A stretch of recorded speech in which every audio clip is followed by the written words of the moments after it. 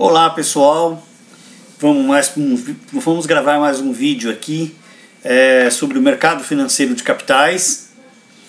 Eu especificamente aí para orientar vocês para a primeira avaliação. Então, no primeiro capítulo lá nós temos introdução ao mercado financeiro, as classificações do mercado. Aí dentro das classificações de mercado nós temos o mercado de crédito, que ele equivale o ambiente de recursos que são de curto e médio prazo, ou seja, que os empréstimos para financiar capital de giro, especialmente o que está no curtíssimo prazo, ou seja, que a empresa tem necessidade no dia a dia dela para poder pagar a folha de pagamento, ou a folha de salários, impostos. Então, esse está mais dentro do mercado de crédito no curto prazo.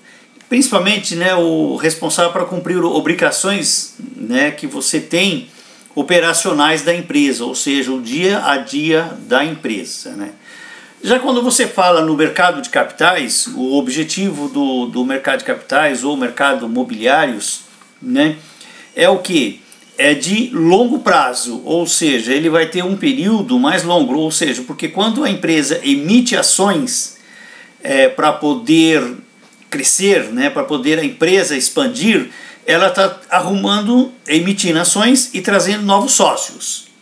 Então, como ela está trazendo novos sócios, ela não tem obrigação de pagar isso no médio ou no longo prazo, certo? O que ela tem obrigação com o acionista? É que dê retorno.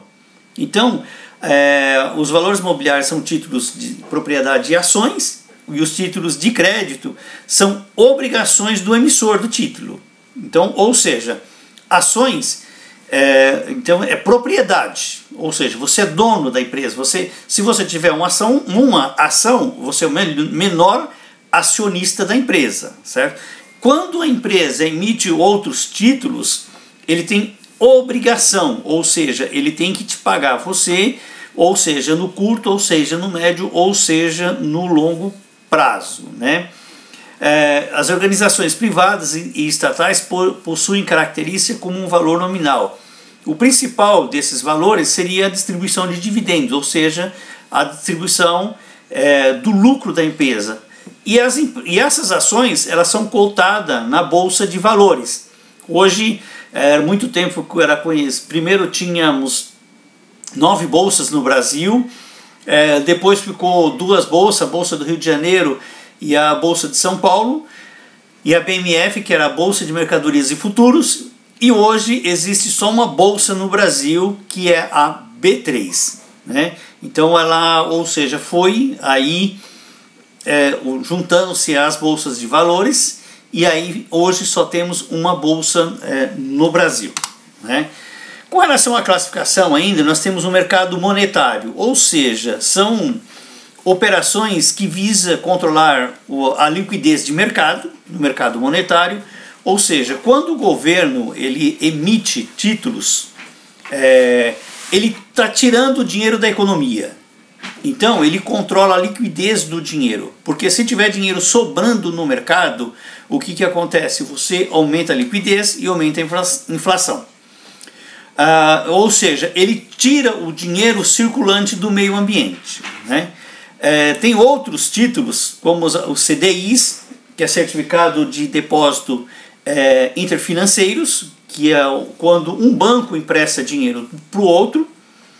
Temos os CDBs, que estão ainda dentro do mercado monetário, que é o Certificado de Depósito Bancário, ou seja, os bancos que emitem o Certificado de Depósito Bancário. Nesse caso aqui, vamos salientar que os agentes do governo, as autoridades monetárias, utilizam os meios legais e operacionais que visam algum tipo de controle sobre o sistema, ou seja, enxugando recursos do meio circulante, diminuindo a liquidez, ou aumentando recursos disponíveis da liquidez.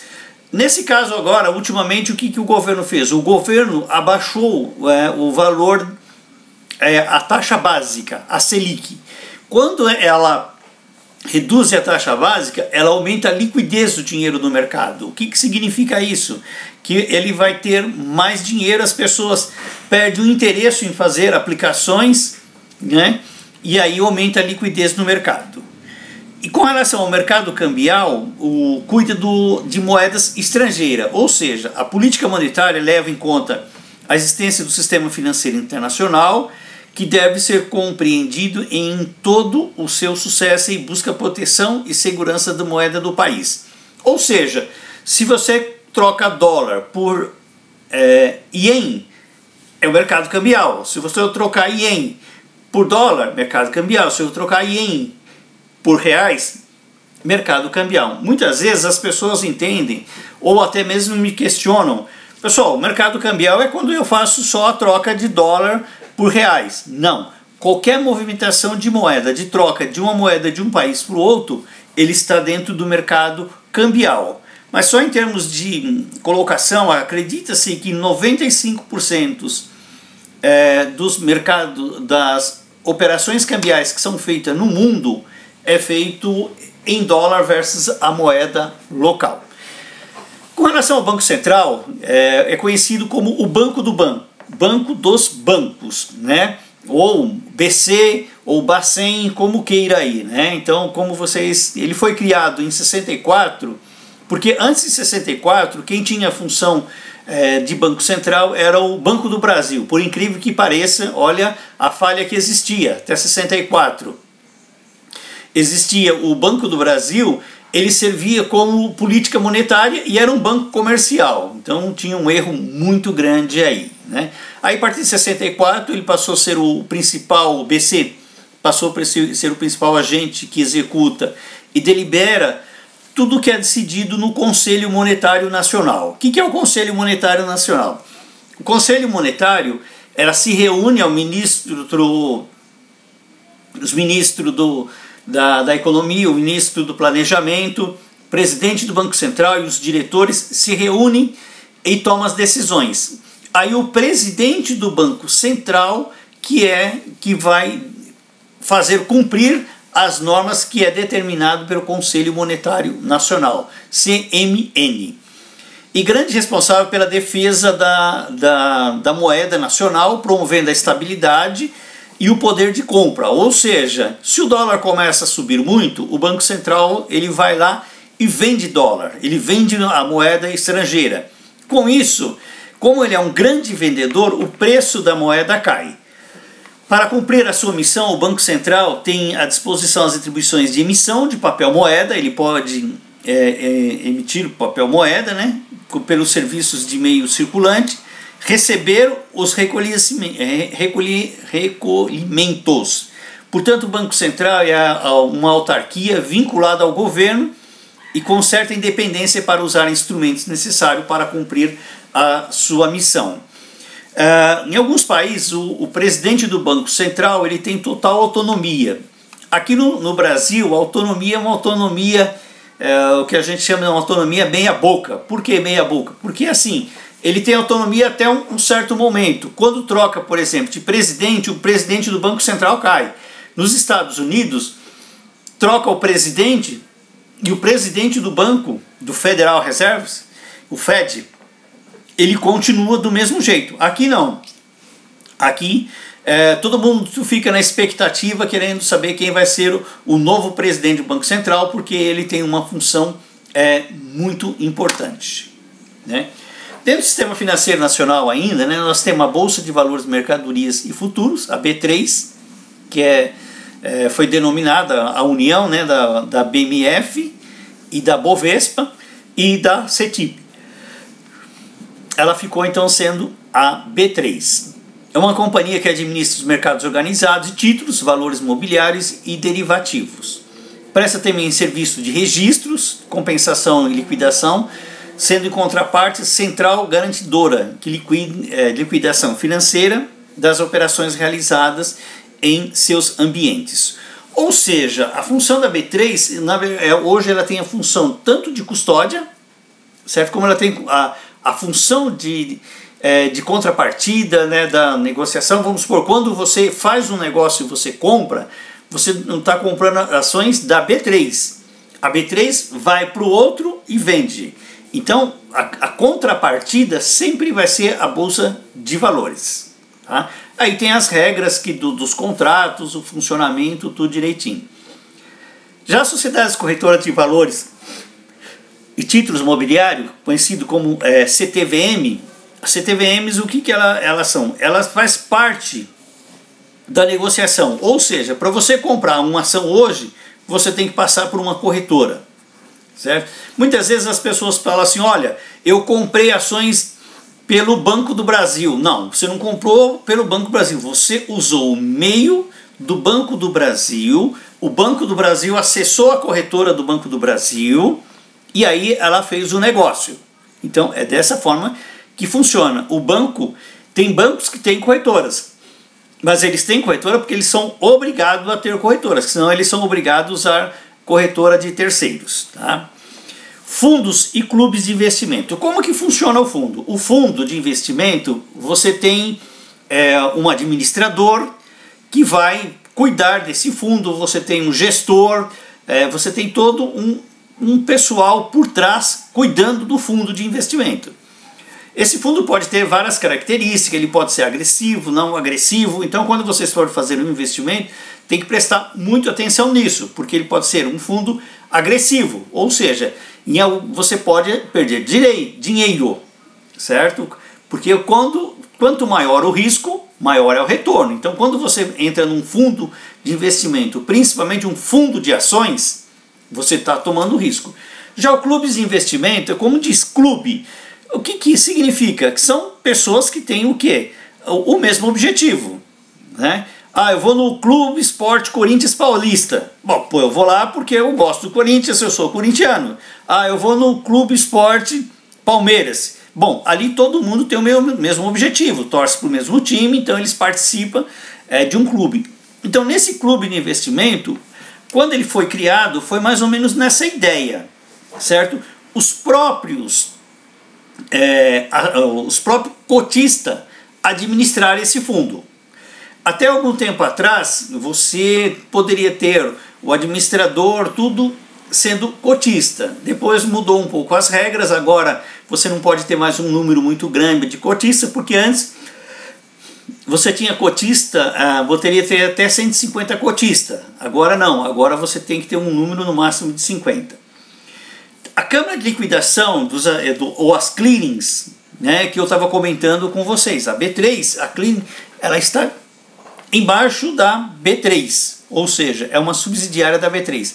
A clearing, ela é responsável para fazer a troca, vamos supor, em D1, D0 você compra. Em D1, certo? O que acontece? Ela avisa as corretoras que teve comprado. Em D3, ela especifica, ou seja, ela entrega para você o título e nesse momento você paga os títulos. Você paga as suas ações, tá? O Banco Central, como eu já comentei, né, não tem mais o que falar sobre o Bacen, né? Aí nós temos o mercado acionário. Tendo mercado acionário, certo? O principal são as ações, claro. Então olha só, como que funcionam as ações. O empresário ele tem necessidade de fazer novos investimentos. E aí o que acontece? Se ele for buscar recursos em bancos de investimentos, o que acontece? Ele tem uma obrigação, em algum momento esse capital de terceiros você vai ter que devolver, certo? Você vai ter que ir pagando, ou todo de uma vez, ou parcelados em N vezes, certo? Então você vai efetuar o pagamento quando você quer crescer através de capital de terceiros. Quando você emite ações, o que você fez? Você trouxe novos sócios.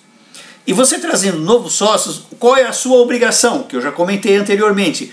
A sua obrigação, quando você emite sócio, é dar resultado, fazer a empresa crescer e devolver para o acionista, para o investidor, através de dividendos.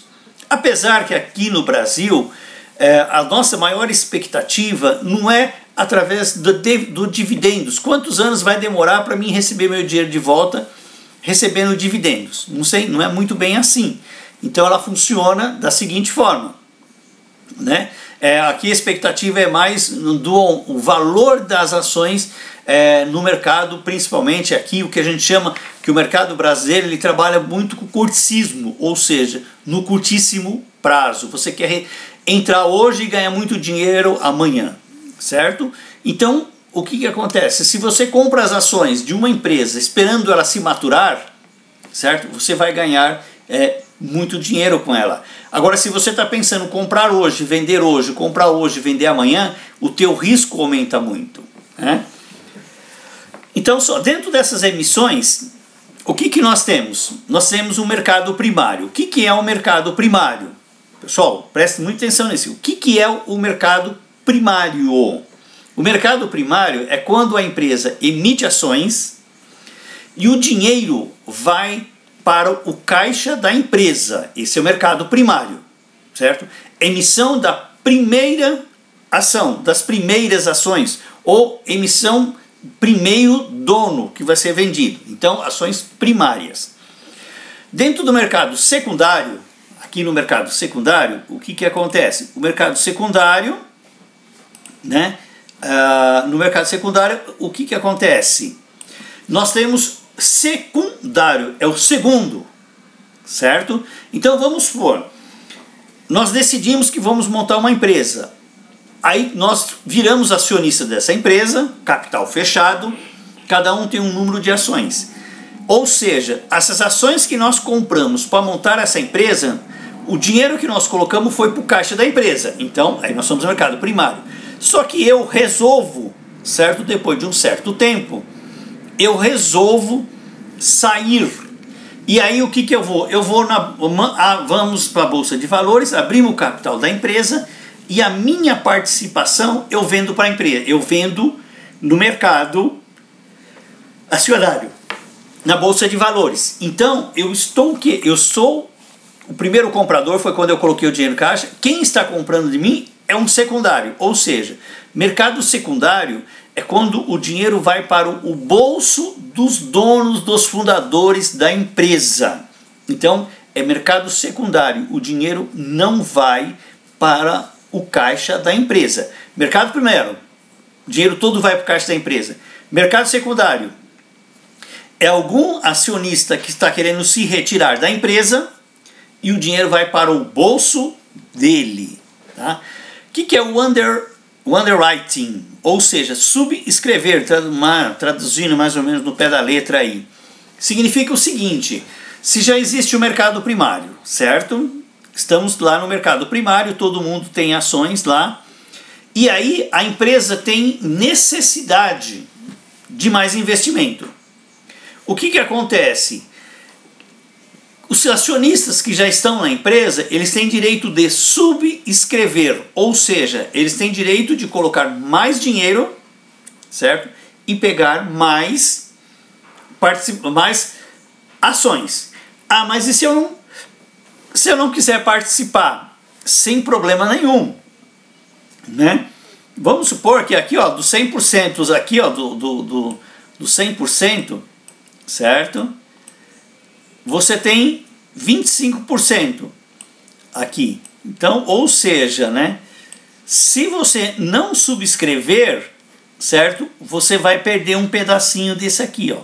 Você vai, por exemplo, passar para 22, se você não subscrever, se você não colocar dinheiro de novo, não tem problema nenhum. Só que você vai perdendo o quê? Você vai perdendo espaço dentro do seu poder de decisão dentro da empresa, tá? Então subscrever é os acionistas que já estão na empresa, eles têm direito de colocar mais dinheiro na empresa, tá? Mercados acionário, né? Então, pessoal, vamos prestar bastante atenção nisso aqui, tá? Olha só, ações, quanto a espécie de ação pode ser ordinária, certo? Ou preferencial. Pessoal, olha só, isso aqui é muito importante, ó. Sempre vai ter o quê? 1, 2, 3, 4 letras e depois vai vir um número, tá? Se for 3, é ordinária. Se for 4, ela é preferencial. Pessoal, a partir daqui, você vai encontrar 5, certo? Que é A, certo? Você vai encontrar a 6, que é B. você vai encontrar a 7, certo? Que é C. Todas elas são PN, certo? Então ficaria PNA, certo? PNB, certo? E PNC. Ou seja, como que eu sei? Bom, de imediato eu sei. PTR3, Petrobras 3, eu já sei que é uma ação ordinária. As ações ordinárias são ações que têm direito a voto. Ou seja, eu quero votar, eu quero mandar na empresa, eu quero destituir o presidente da Petrobras, tal, isso e aquilo, eu quero dar opinião, então eu vou ter ações ordinárias. Ah, eu quero é participar do dividendos da empresa, eu quero participar especialmente do dividendo da empresa, porque eu não tenho interesse, certo? Eu não tenho interesse em certo? Participar de assembleias, coisas desse tipo, tá?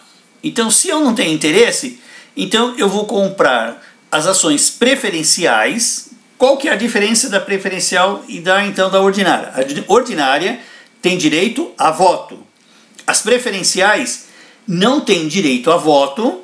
Você pode participar da assembleia, só que você só não vota. A única diferença é essa. Você não vai votar. E aí o que acontece?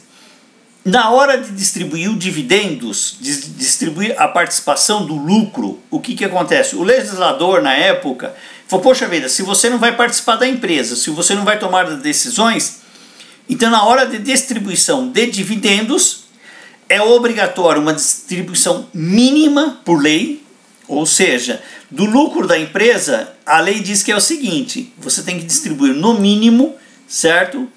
25%, certo? Além de distribuir 25%, no mínimo, o acionista preferencialista recebe 10% a mais do que os ordinaristas, tá? Se você perguntar para mim, qual é a melhor empresa para mim investir? Qual a melhor ação, desculpa? Pessoal, depende de como você quer se posicionar no mercado. Aqui no Brasil está acabando as ações preferenciais. Sempre que alguma empresa abre capital agora, praticamente ela é forçada a abrir só ações ordinárias, porque o mercado ele não está aceitando mais ações preferenciais. Ela só está aceitando ações... Olha, mas calma aí, tem a B e C. Vamos voltar lá. Bom, tá, então tudo bem. O que quer dizer esse A aqui, né? Boa pergunta, como eu digo sempre na sala de aula. Boa pergunta, essa aqui. Você tem que olhar no estatuto da empresa. Não tem como. Você vai ter que pegar o estatuto da empresa, você já sabe que é uma ação preferencial e é uma classe especial. Aí se for B, mesma coisa. Você vai ter que pegar o estatuto da empresa e olhar por que foi emitida essa classe especial. A e a C, mesma coisa. Vamos ver por que PNC? Vamos ter que ir lá, pegar o estatuto da empresa e saber por que foi emitido essa classe especial. Tá?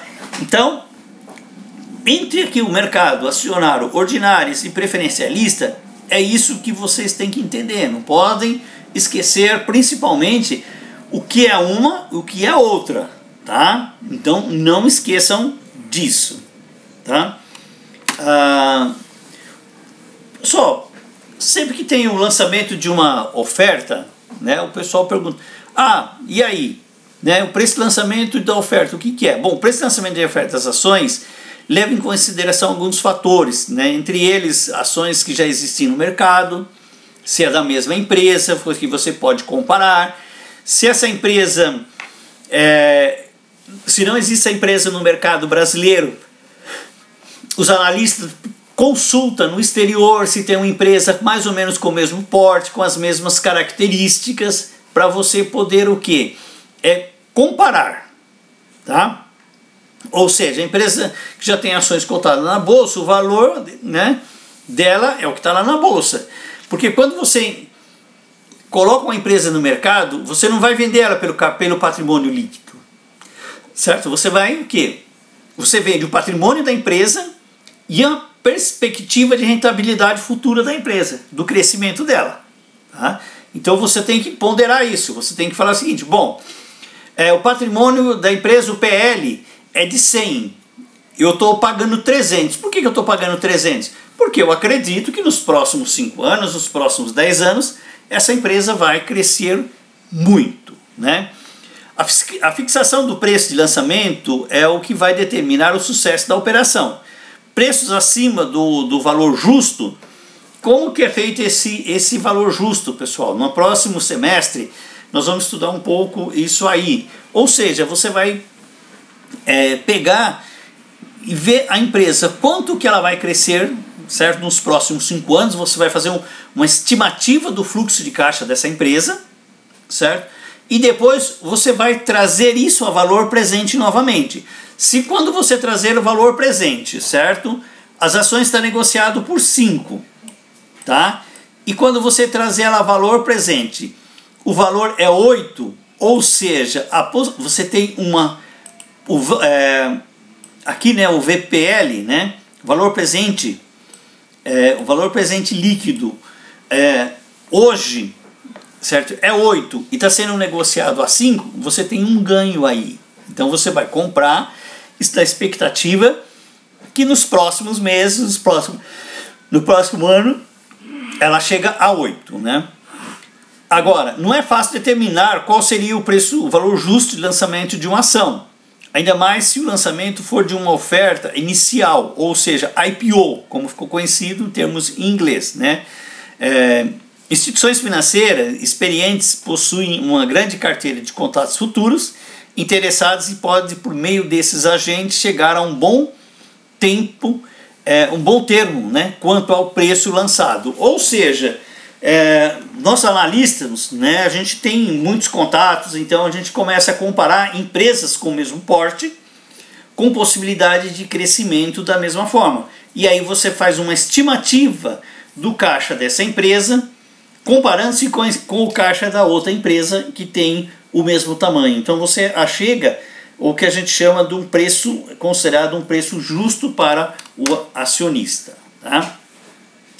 Mas olha só, para tudo isso aí você tem que emitir ordem, você tem que ir lá no mercado, você tem que comprar, você tem que vender. E quais são os tipos de ordem que existe, certo? Ordem a mercado. Pessoal, eu preciso dizer alguma coisa para você que quer dizer ordem a mercado? Ordem a mercado quer dizer o seguinte: vendo, certo?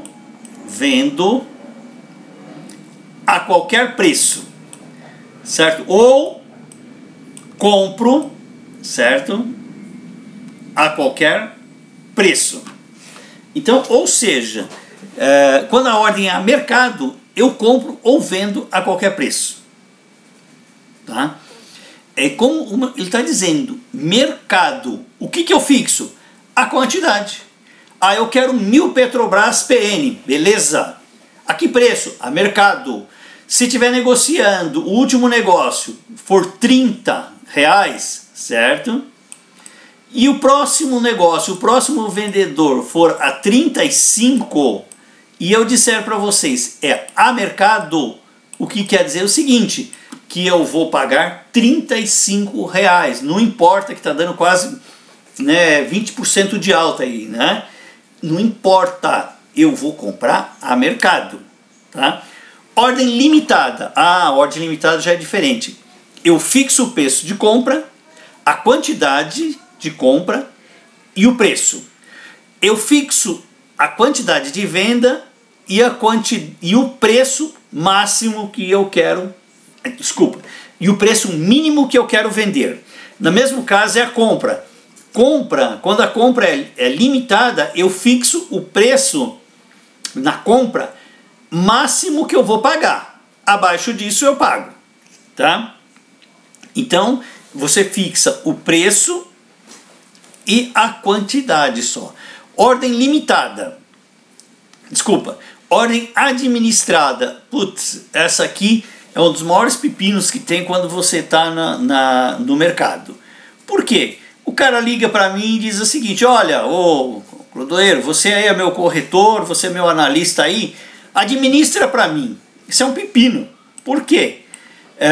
Eu começo, certo, efetuar as compras das ações conforme estou acreditando. Ou seja, eu vou administrar se eu compro 100, se eu compro 200, se eu compro 10, se eu compro 1 milhão.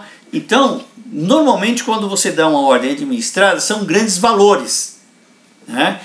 Uma vez teve um executivo de uma empresa que passou para mim comprar ações da própria empresa dele em um valor de 6 milhões de reais.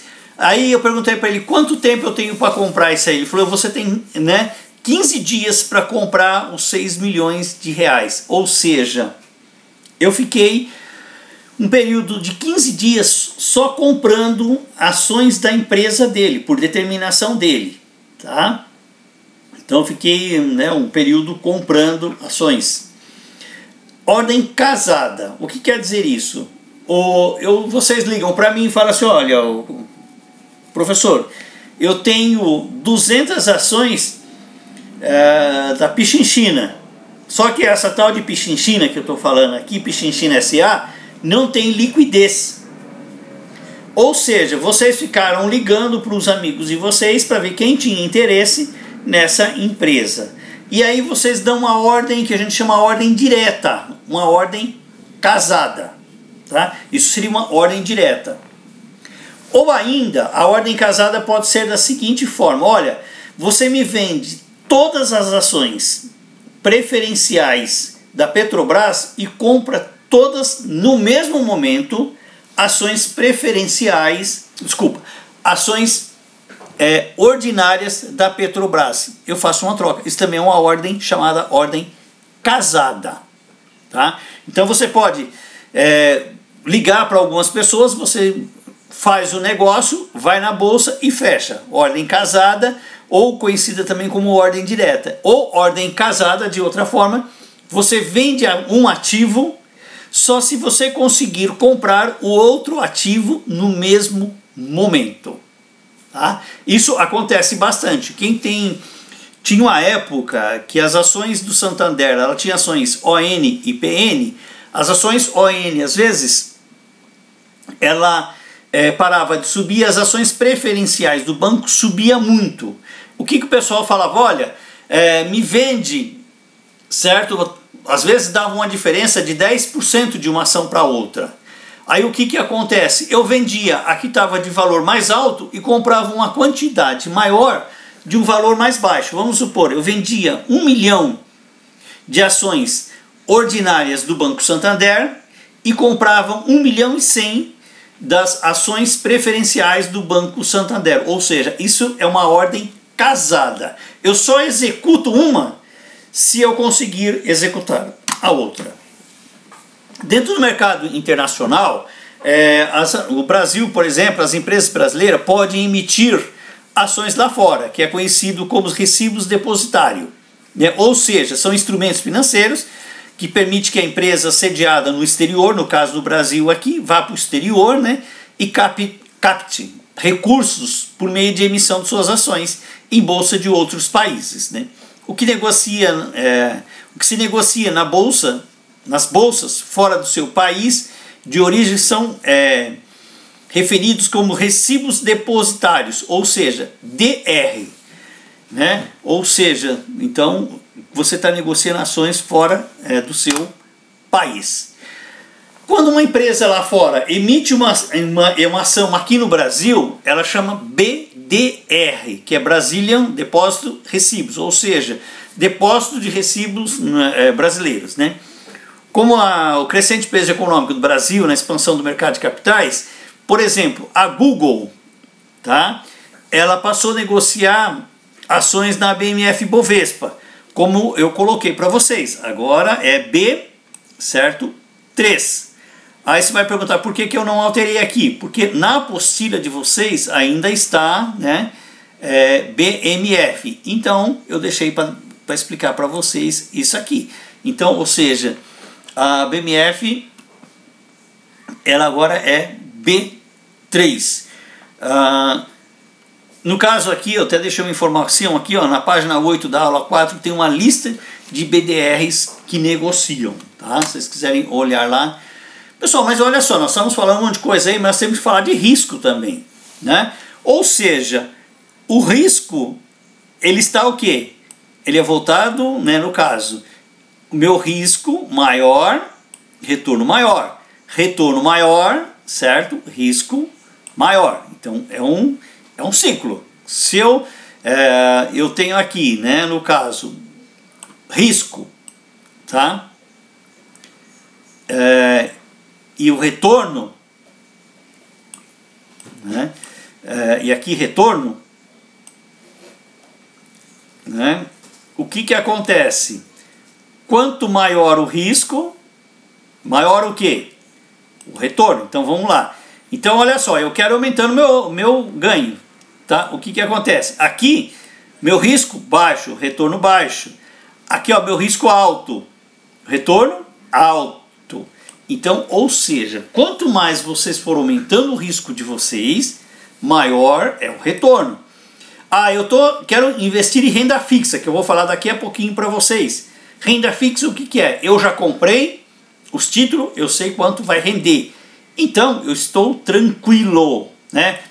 Pode-se dizer que estamos tranquilos, né? Porque não... Então, o que acontece? Aí eu tenho o quê? Uma rentabilidade, um risco baixíssimo, mas o retorno também muito baixo. Pessoal, tem alguns riscos que chamam o risco operacional da empresa.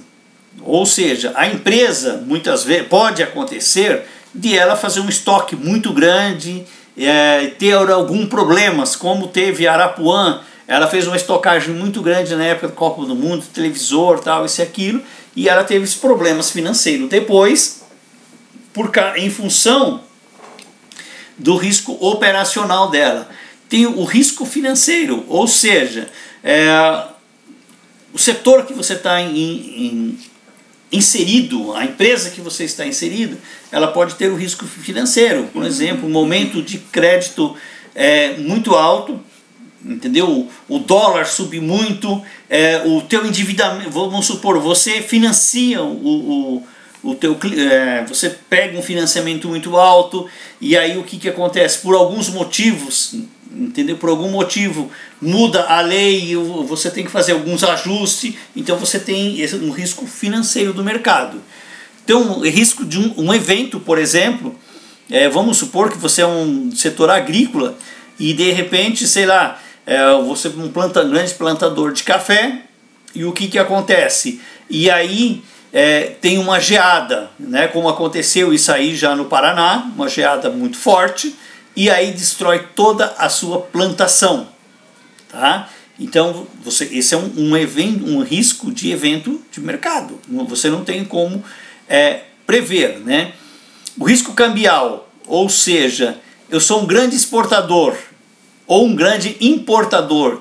Se você é um grande importador, o preço do dólar vai lá para cima, o que está acontecendo com os preços dos produtos que você está importando?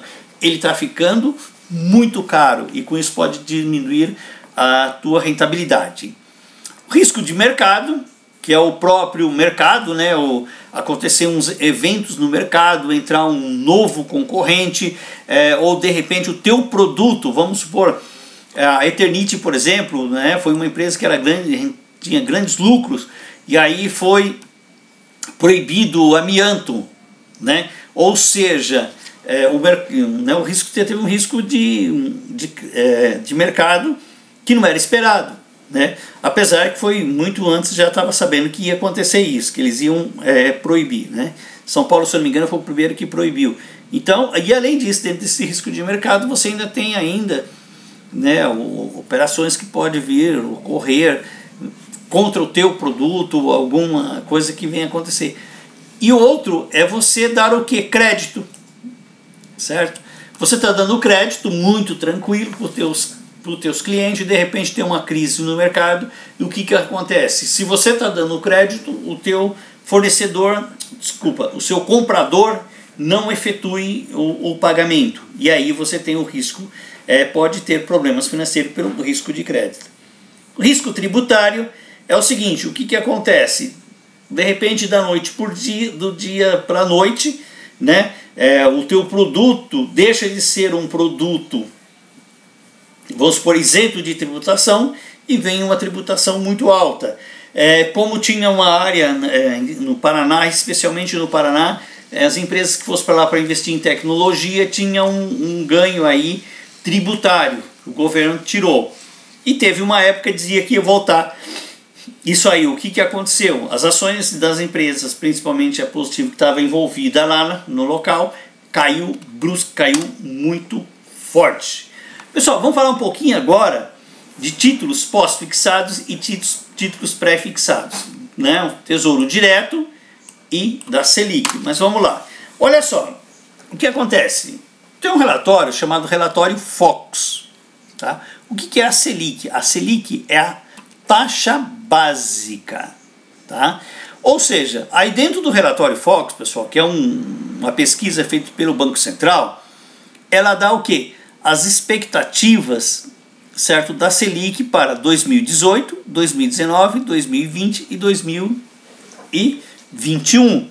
Então vamos supor, por exemplo, há 4 semanas, o pessoal dizia que a Selic era de 6,5%, para 2019 8%, para 2020 8%, depois 2013 e 2021 também 8%. Ou seja, hoje, pessoal, a Selic está o quê?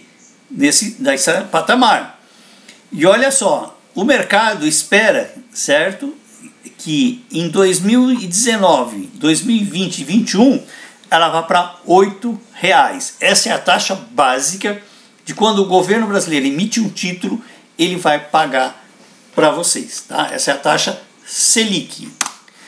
Aí o que acontece? Nós temos aqui os títulos do Tesouro Direto. Olha só, aqui nós temos os títulos, certo, indexado pelo IPCA, ou seja, é um título pós-fixado, ou seja, se você comprar, tá, vamos supor que você compre esse aqui, 2024, tá, espera aí, vamos pegar não tem 2020, mas vamos pegar o seguinte, olha só, quanto está sendo projetado o IPCA para 2021, olha só, 3,92, certo? Para facilitar a nossa conta, vamos colocar 4. Então, olha só. E aí, você compra um título, certo? Para vencer em 2024, indexado pelo IPCA. Ou seja, além, certo?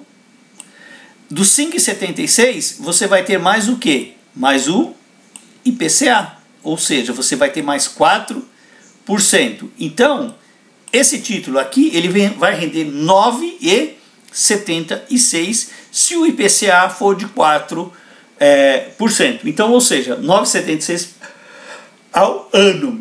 Então, esse título ele é ele é pós-fixado, porque você sabe quanto que você tem de garantia de mínimo, mas do máximo o teu. Ah, mas e se o IPCA for para 10% ao ano? Então você vai ter 14%. Tá? Agora, vocês falam assim, eu prefiro então comprar um título pré-fixado. Ótimo. Pré-fixado, ele já diz, pré. Você sabe que você vai comprar ele, você vai ter um ganho, certo, definido de 9,68% ao ano. E para 2025 você tem garantido, certo, 12%, 12,04%. Qual que é melhor para mim? Né? Essa vem sempre a pergunta. Olha só, se você estiver pensando em investir no longo prazo, vamos supor, eu vou começar a fazer um investimento agora, quando eu terminar a faculdade eu quero fazer uma viagem. O que acontece? Então aí nesse caso, como você vai demorar um número de anos maior, 4 ou 5 anos, o ideal é você pegar os títulos, certo?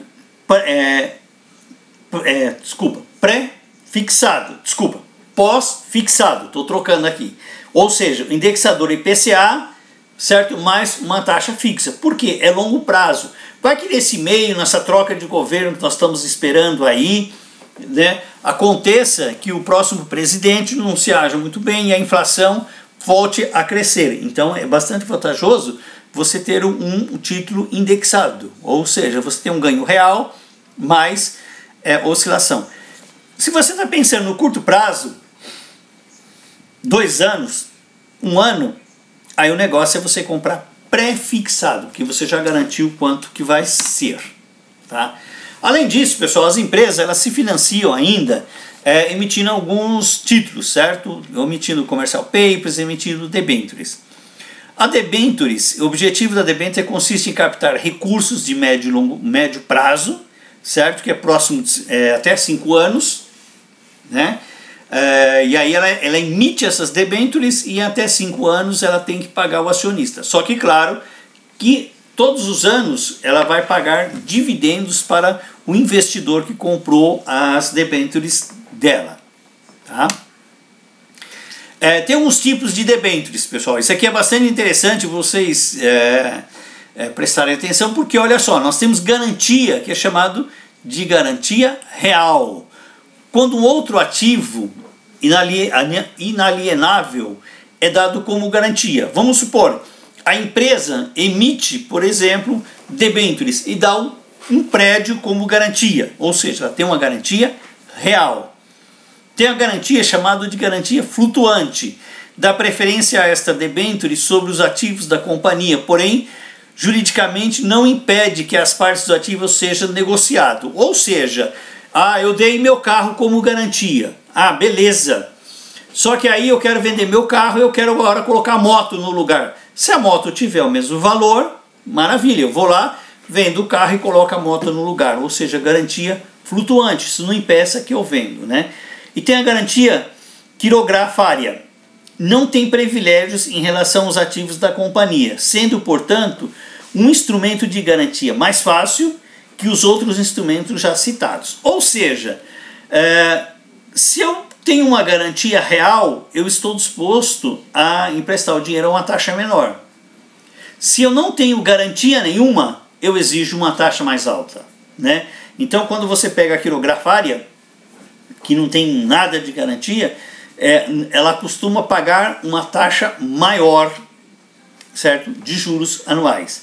E garantia subordinada, em caso de liquidação da companhia, terá preferência somente sobre os créditos dos acionistas. Ou seja, se a empresa vier a quebrar, quando for pagar os acionistas, ela tem o quê? Ela recebe primeiro do que o acionista. Comercial papers, né, são notas promissórias, instrumento de captação de recursos, né, isso é no curto prazo, que é no prazo mínimo de 30 dias e no prazo máximo de 180 dias, sociedade de capital fechada, e de 1 ano, ou seja, 360 dias desculpa, para a sociedade anônima de capital aberto.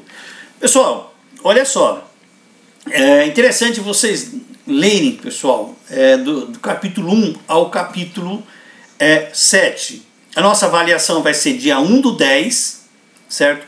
E o aplicador é o professor Augusto, tá? Então o professor Augusto que vai aplicar a prova para vocês. Pessoal, qualquer dúvida que vocês tiverem das perguntas, o professor não vai saber responder. Não adianta vocês perguntarem para ele, porque ele não vai saber, certo? Ele pode até conhecer da matéria, e ele conhece, porque eu conheço muito bem o professor Augusto, ele conhece da matéria. Mas o que acontece? Por até respeito um professor ao outro, ele não vai responder nenhum tipo de pergunta para vocês. Então, se realmente ficar dúvida em alguma pergunta, mande a pergunta para mim depois, que a gente questiona isso aí. Eu coloco para vocês uma explicação, escrevo ou faço um áudio e passo para vocês, tá? Eu vou fazer novamente uma nova webconferência, certo? Ao vivo daí, se alguém quiser acompanhar. O material que eu vou usar vai ser o mesmo, né? Só que aí eu vou estar no Senac e essa aqui eu gravei já antecipadamente para vocês já irem aí assistindo, tá bom? Então, boa prova para vocês e nós veremos o ano que vem, porque esse ano eu não vou aplicar nenhuma prova para vocês, mas o ano que vem estaremos juntos, se Deus quiser.